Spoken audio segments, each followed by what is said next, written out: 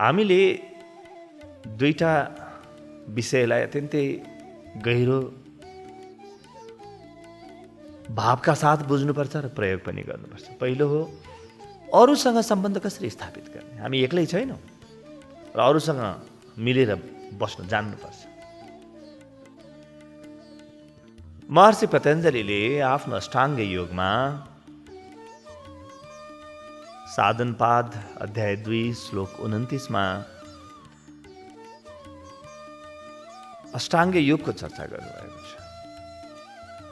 त्यहाँ पहिले भन्नुहुन्छ यम यम यानी कसरी मिलेर बसौँ म अरूसँग। अहिंसा, सत्य, अस्तेय, ब्रह्मचर्य, अपरिग्रह, यी जम्मै एउटा अत्यन्तै सुमधुर समाज र अत्यन्तै सुन्दर व्यक्ति निर्माण गर्ने सूत्रहरू थिए। यी सूत्रमा कहीँ पनि कमी भयो भने समाज अत्यन्तै विकृतिको गोलघेरामा फस्छ, दुष्चक्रमा फस्छ। यममा कहीँ तलमाथि भयो भने त्यो समाजमा हत्या हिंसा सुरु भइहाल्छ। त्यो समाजले कुनै पनि प्रकारको प्रगति गर्दैन। त्यो समाजलाई कसैले बचाउनै सक्दैन।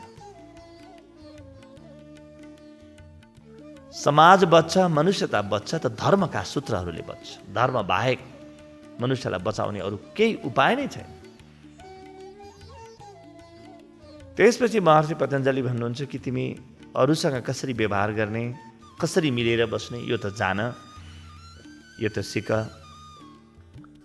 र सँगसँगै तिमीले आफूसँग कस्तो व्यवहार गर्ने यो सिक। आफूसँग व्यवहार गर्ने तरिका पनि हुन्छ।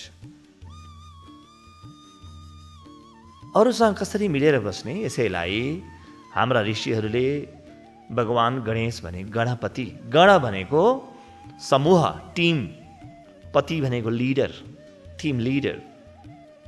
प्रत्येक व्यक्ति गणपति बनोस्, यो प्रयास गरे ऋषिहरूले। गणपति यानी धेरै व्यक्तिलाई मिलाएर सँगै राखेर दुःख सुखमा पनि अत्यन्तै सुमधुर सम्बन्ध बनाएर अरूसँग, अरू प्राणीहरूसँग, मनुष्यसँग मात्रै होइन, अरू प्राणीहरूसँग पनि सुमधुर सम्बन्ध बनाएर जीवन बाँच्ने विज्ञानलाई गणपति भनिन्छ। हिजो थियो गणपति, आजको विज्ञान हो अधिपति। अब आफू कसरी व्यवस्थित हौ, आफैसँग मैले कस्तो व्यवहार गरौँ। आफूसँग ठिक प्रकारको व्यवहार गरिनँ मैले भने मेरो जीवनभित्र लुकिएको सुख कहिले पनि प्रकट हुँदैन, दुःख मात्रै प्रकट भइरहन्छ। लुकिएको छ सुख, तर दुःख मात्रै प्रकट हुन्छ, सुख बार बार लुकिरहन्छ। त्यो मेरो आफ्नै मूर्खताले लुक्ने हो। सुख छ र सुखलाई प्रकट गर्न जान्नुपर्छ। आफूसँग कस्तो व्यवहार गर्ने, यसलाई महर्षि पतञ्जलिले नियम भन्नुहुन्छ। नियम पनि 5 वटा छ। पहिलो हो शौच, शुचि यानी सफाई। शरीर त सफा राख्नुपर्छ, त्यो त सामान्य कुरा हो। तिम्रो मन सफा राख, तिम्रो घर सफा राख, तिम्रो आँगन सफा राख, तिम्रो देश सफा राख, सहर सफा राख, सडक सफा राख, नदी सफा राख। हामीले हेऱ्यौँ भने हाम्रा सडकहरू, सहरहरू कस्ता भएका छन्। घरभित्रको फोहोर लगेर बाहिर फाल्छौँ, तर हामीलाई थाहा छैन कि त्यो फोहोर फेरि उडेर हाम्रै घरमा आउँछ, हाम्रै आँगनमा आउँछ।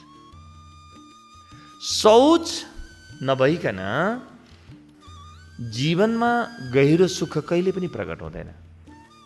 शौचको अभावमा रोग मात्रै निम्तिन्नन्, दुःख पनि निम्तिन्छ।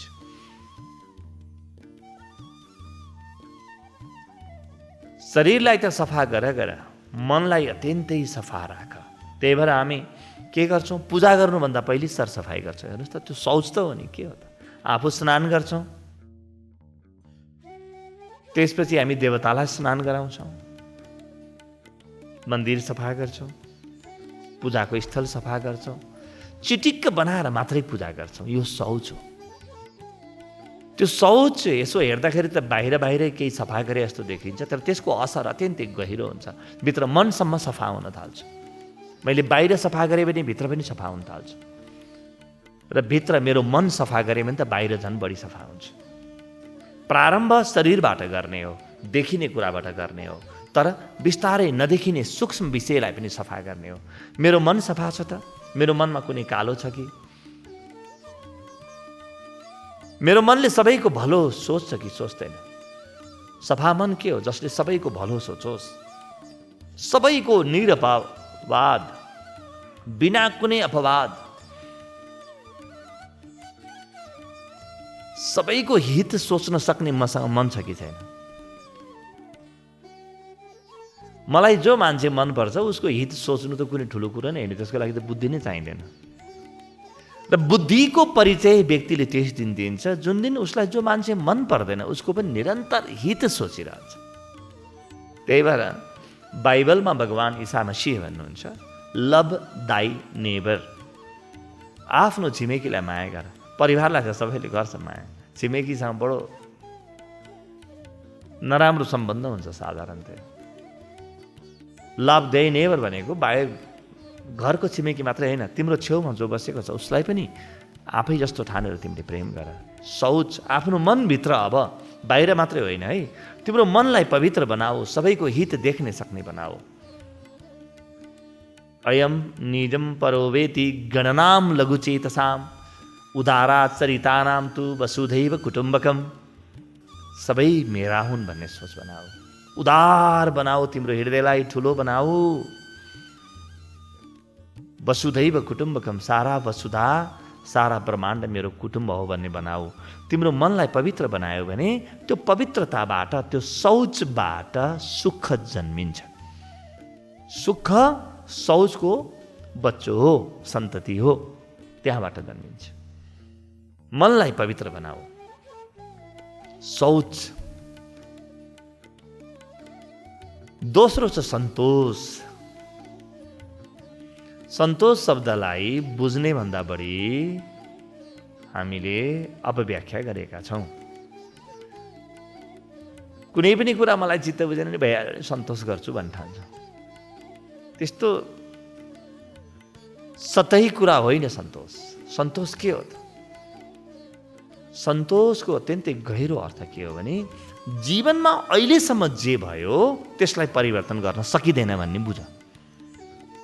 जे भयो भयो, जीवनमा केही पनि परिवर्तन गर्न सकिँदैन। परिवर्तन सदा भविष्यमा मात्रै हुन्छ।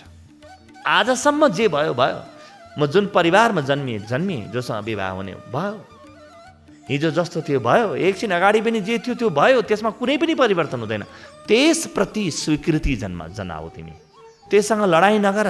हामी हिजोसँग लडाइँ गर्छौँ, अस्तिसँग लडाइँ गर्छौँ, फलानाले यस्तो भन्यो, ढिस्कानाले यस्तो गर्यो, एक दिन यस्तो घाटा भयो, यहाँ मेरो बिग्रियो। हामी आफ्नो भूतकालसँग लडाइँ गरिरहेका हुन्छौँ, र त्यो भूतकाल, त्यो अतीत मेरो मनमा बाहेक अन्यत्र कहीँ पनि छैन।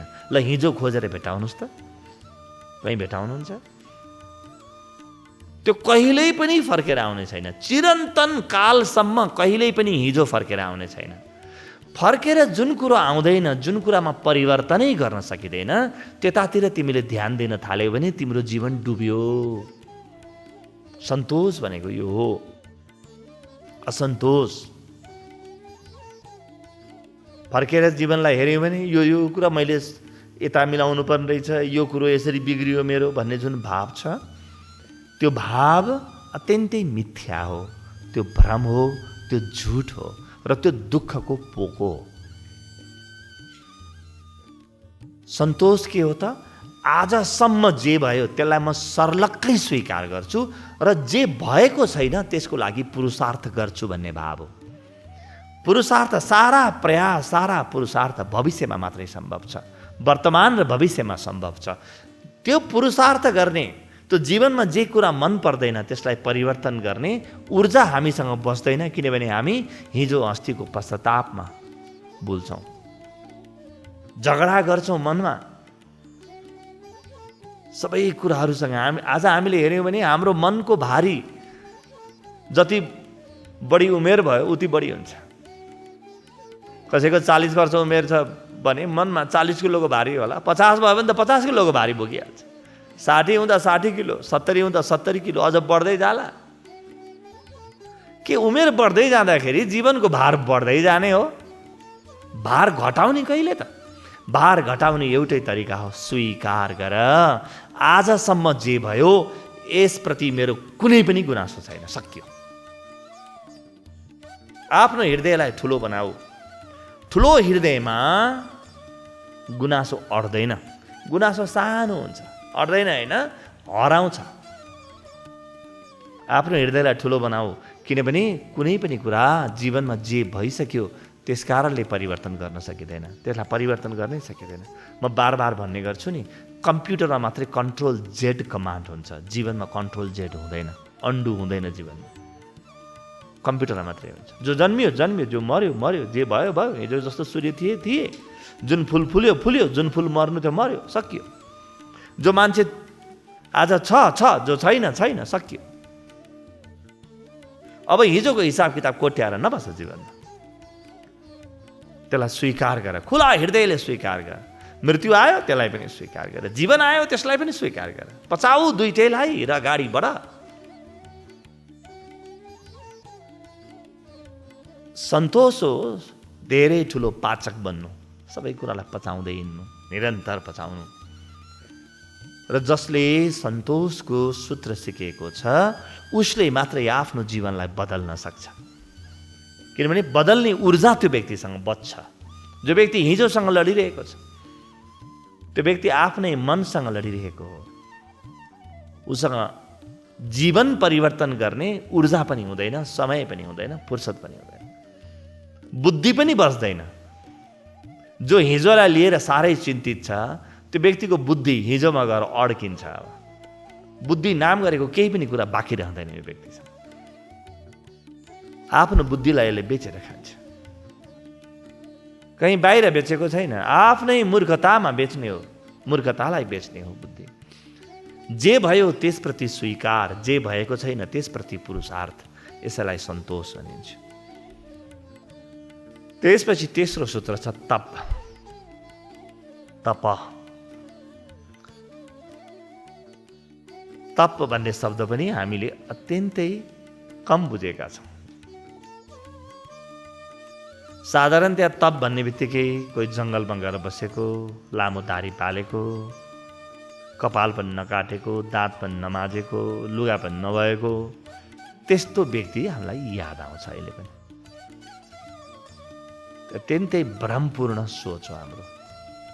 तप शब्दको अर्थ जसरी महर्षि पतञ्जलिले लिनुहुन्छ, उहाँ के भन्नुहुन्छ, जीवनमा जे आउँछ त्यसलाई हाँसी हाँसी सहनु।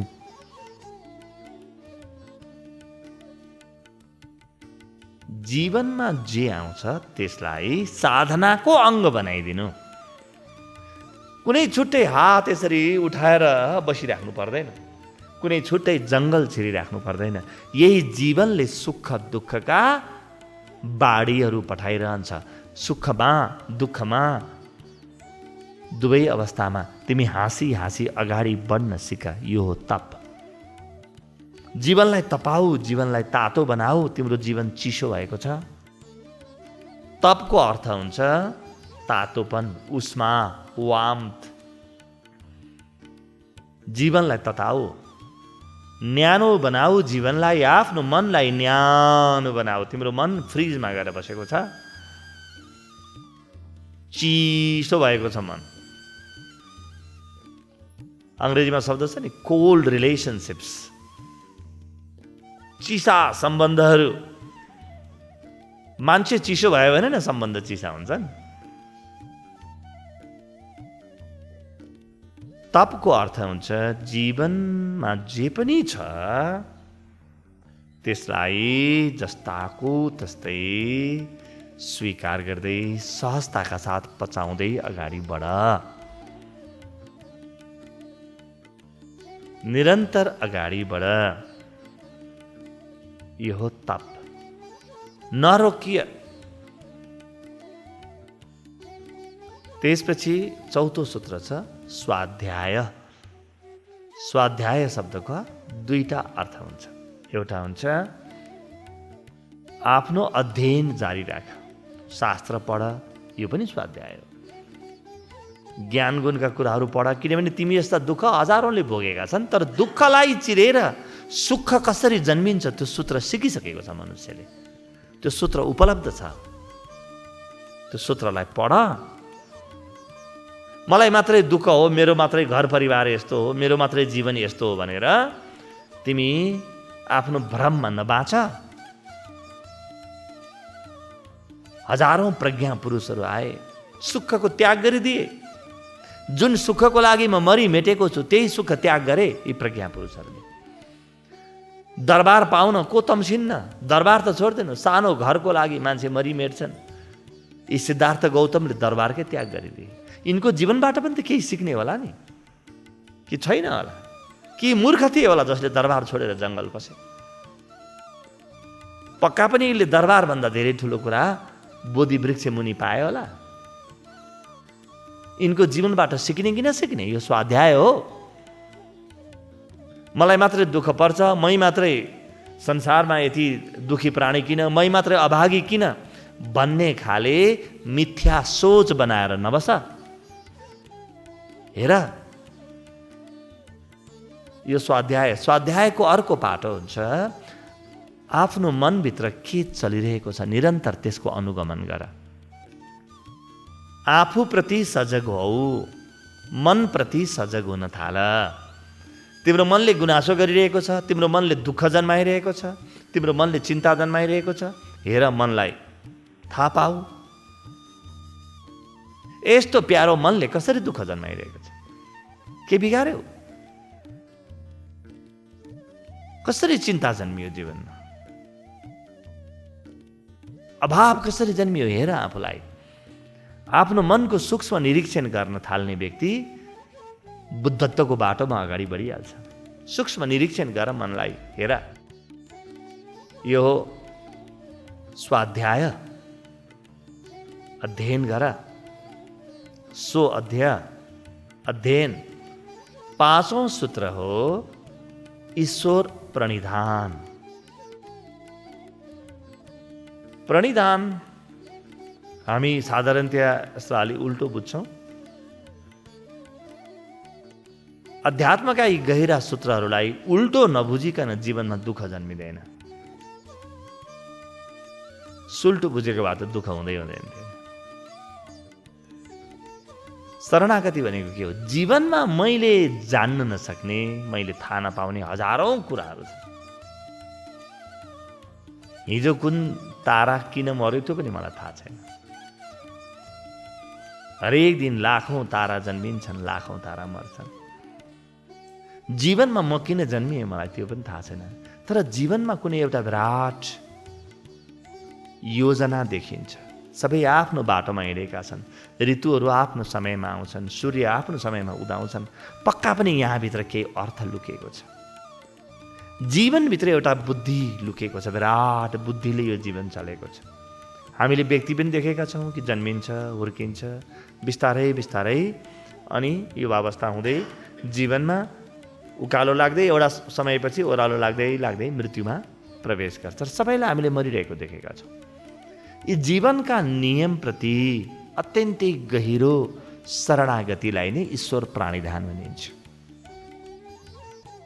जीवनका जुन नियमहरू छन् यी नियमसँग नलड, जति बुझ्छौ बुझ, नबुझे स्वीकार गर।